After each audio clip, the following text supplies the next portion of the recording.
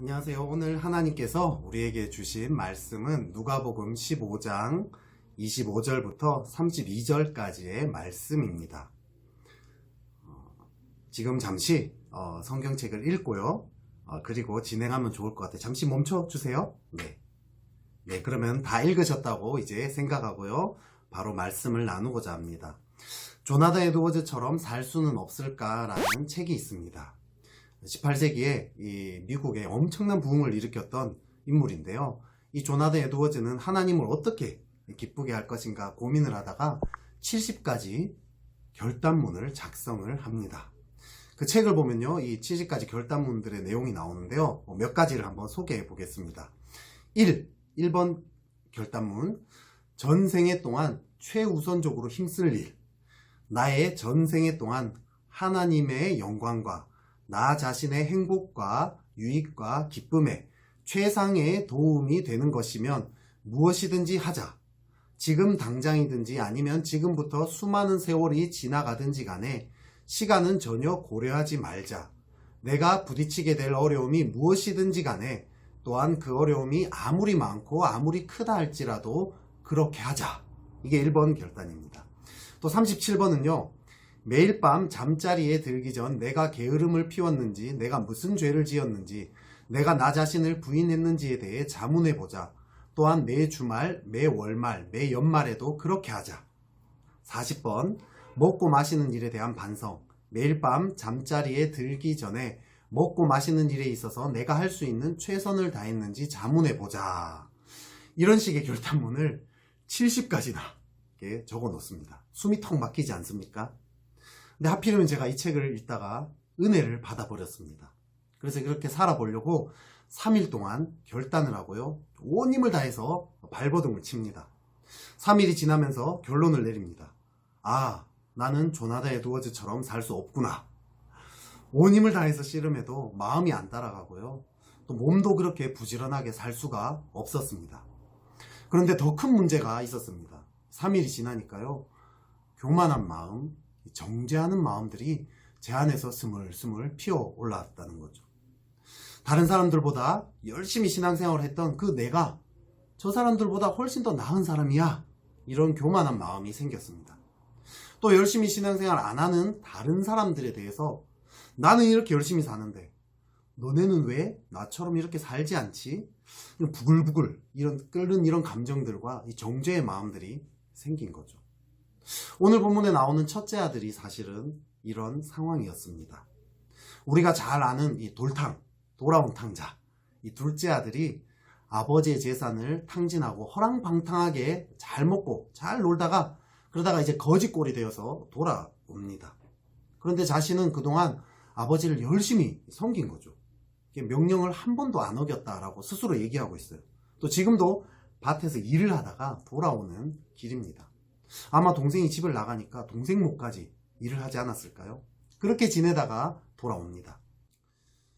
근데 아버지는 그동안 자신을 위해서는 염소 새끼 한 마리 안 잡았는데 허랑방탕한 이 돌탕을 위해서는 살찐 송아지를 잡고 잔치를 벌입니다.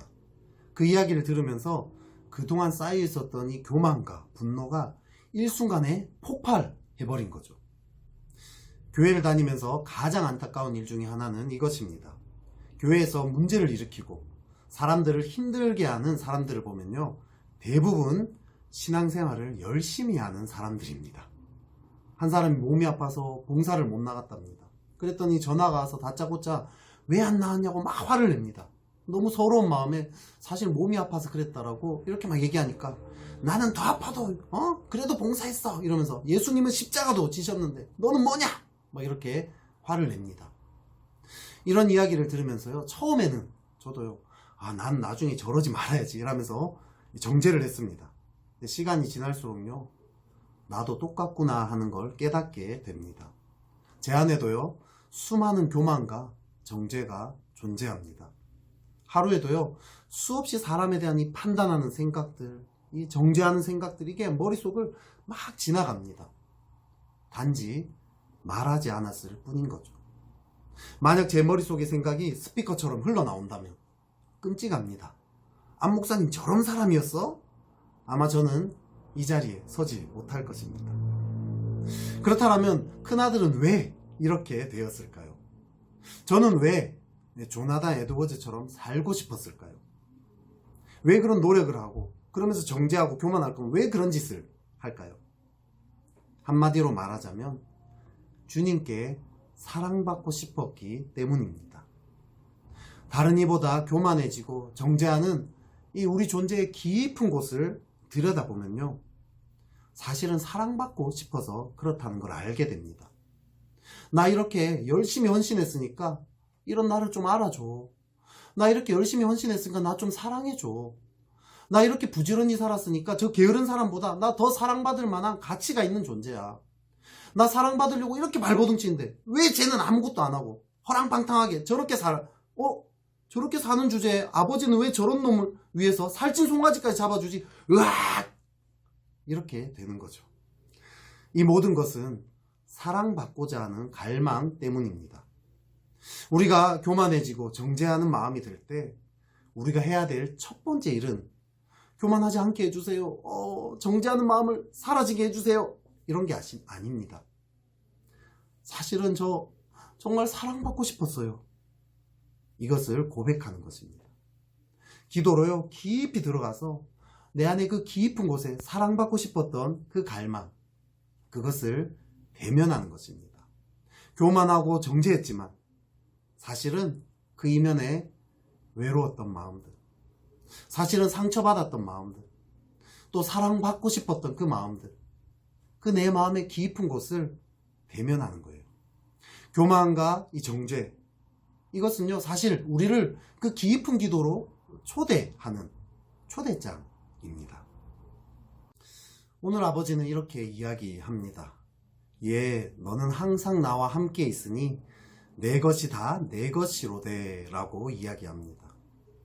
사실 아버지는 이미 그 사랑을 주셨습니다. 하지만 큰아들은 아버지와 함께 있으면서도 그 사랑을 몰랐던 거죠. 신앙생활을 오래 했다고, 예배에 안 빠지고 늘 나간다고 이 사랑을 다 아는 것은 아니라는 것입니다.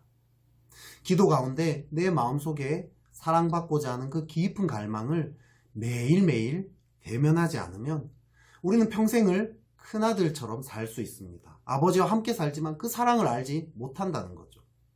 사실 가출은 둘째 아들이 돌탕에 있습니다.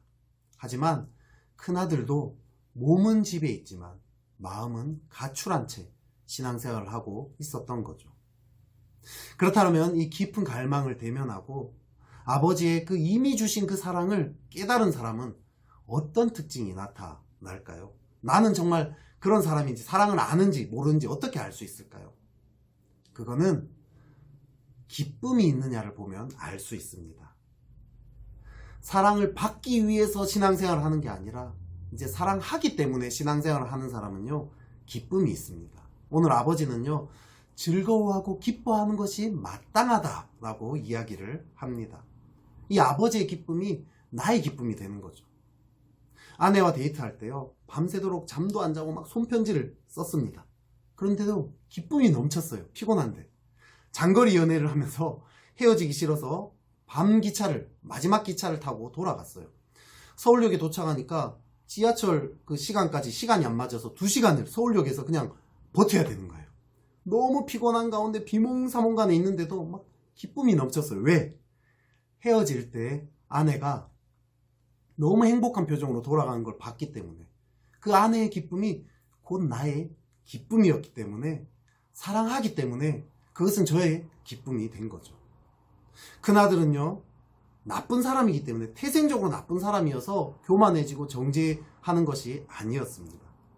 큰아들은 아버지의 사랑을 모른 채 신앙생활을 했기 때문입니다. 그 사랑을 못 믿고 못 받아들이고 스스로 사랑받으려고 계속 발버둥 쳤기 때문입니다. 자기 안에 그 깊은 곳에 사랑받고자 한 갈망을 대면하지 못한 채 계속 살아왔기 때문입니다.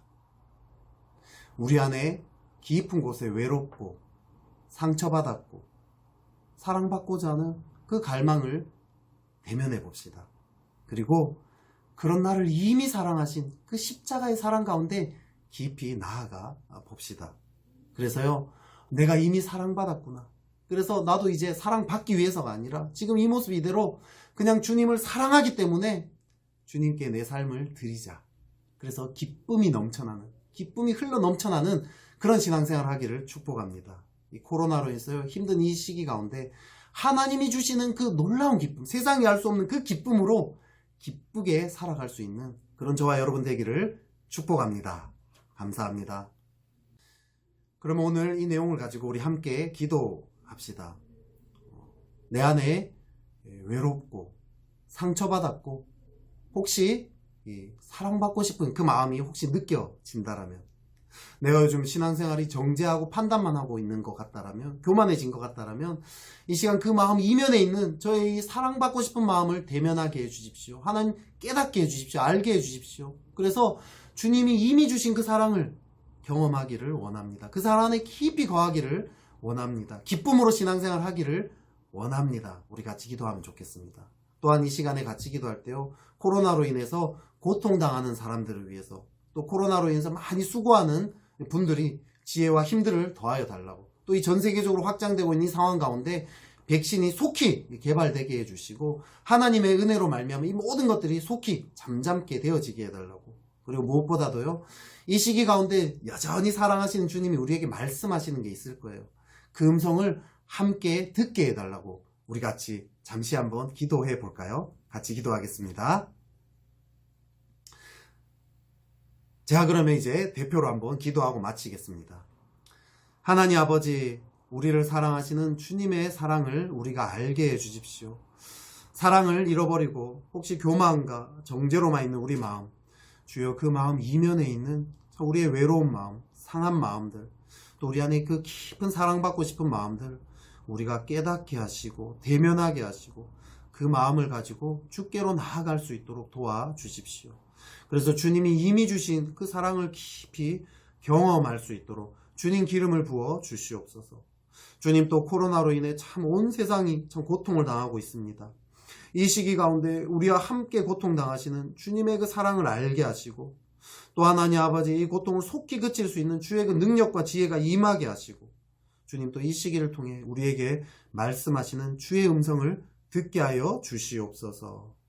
감사드리며 예수 그리스도 이름으로 기도드렸습니다. 아멘. 네, 이 모든 시기를 말씀 가운데, 기도 가운데 승리하는 그런 저와 여러분 되기를 축복합니다.